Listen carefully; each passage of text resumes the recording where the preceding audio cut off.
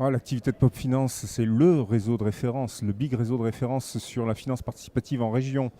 Et on intervient, Pop Finance intervient, moi en personne, hein, j'interviens pour Pop Finance pour faire découvrir aux visiteurs du salon quelles sont les ressources locales du crowdfunding, voilà, pour leur faire toucher du doigt qu'il y a des choses qu'on peut faire d'ici dans un écosystème local. Parce qu'autant le crowdfunding c'est sur Internet, c'est dématérialisé, c'est délocalisé, dans le cloud, mais pour pouvoir mener une campagne, c'est bien de connaître des gens qui connaissent, d'avoir des gens qui accompagnent, des plateformes qui sont ici, voilà, qui n'est pas juste une page d'aide en ligne pour réussir sa campagne. Voilà. Donc on vient montrer quelles sont les ressources à l'intérieur de la métropole pour réussir une campagne de crowdfunding. Mais alors en 2 mots, en quoi le crowdfunding peut aider à créer une entreprise par exemple? Alors le crowdfunding, ça aide à créer une entreprise, surtout si on a des produits et des services grand public, parce qu'il faut toucher la foule. Donc c'est quand même plus facile. Ça aide énormément parce qu'on peut trouver une communauté de gens enthousiastes ou créer cette communauté en plus, même la développer pour initier un projet qui, en dehors de ça, ne pourrait pas trouver de financement, en dehors des sous qu'on a dans la poche, quoi. Donc ça, pour créer une entreprise, ça peut être vraiment bien, quoi, vraiment très très très bien, de faire une petite campagne et d'arriver à concrétiser un premier projet et ensuite d'utiliser les autres formes de crowdfunding, notamment en capital, pour le développer. Mais du coup, c'est quoi l'intérêt des gens qui vont juste donner de l'argent pour lancer une entreprise? Alors, l'intérêt des gens, c'est l'altruisme sans doute, ou il peut y avoir d'autres intérêts, notamment sur les crowdfunding de dons à contrepartie, sur tous les produits innovants.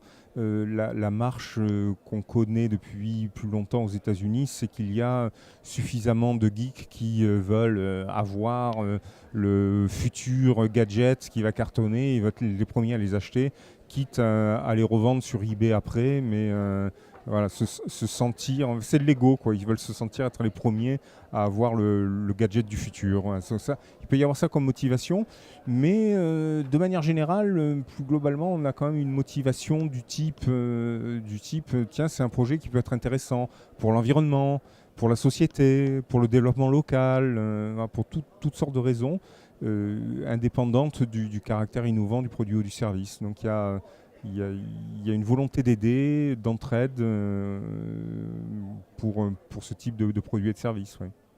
Alors je crois que la semaine prochaine, il y a un événement assez important sur le crowdfunding. Peut-être que vous pouvez nous en dire un petit peu plus? C'est le grand événement aussi. C'est le grand événement. C'est pour ça que Pop Finance avait été créé à l'origine. Faire un événement international à Marseille sur les sujets de pointe de la transformation de la finance, la transformation numérique appliquée à la finance et le crowdfunding notamment. Et donc cette année aussi, on va parler de la blockchain qui a une incidence énorme potentielle aujourd'hui sur les modes de gestion de la finance. Et on va parler de ces choses-là, de l'évolution du crowdfunding, être à la pointe des débats et faire un débat international sur le sujet. En même temps, comme on est installé ici, il y aura aussi de l'animation locale le matin avec des ateliers et l'après-midi, donc les tables rondes internationales. Et enfin, pour le grand public, puisque ce sont quand même des sujets là qu'on va aborder un petit peu professionnels, un peu business, pour le grand public, il y aura une soirée où on aura concert, experts, distraire, en 3 temps, un petit concert, des experts, des auteurs qui viennent écrire des choses spécifiques, avec l'idée, projetons-nous, imaginons ce que sera la finance en 2030. Et du coup, il y aura des personnalités importantes qu'on pourra y retrouver? Il y a des personnalités méga importantes. Dans notre sujet, il y en a. Comme c'est la semaine économique de la Méditerranée, il y aura des acteurs importants de la région MENA, Moyen-Orient et Afrique du Nord, qui viendront témoigner de ce qui se passe chez eux, de comment les choses se passent.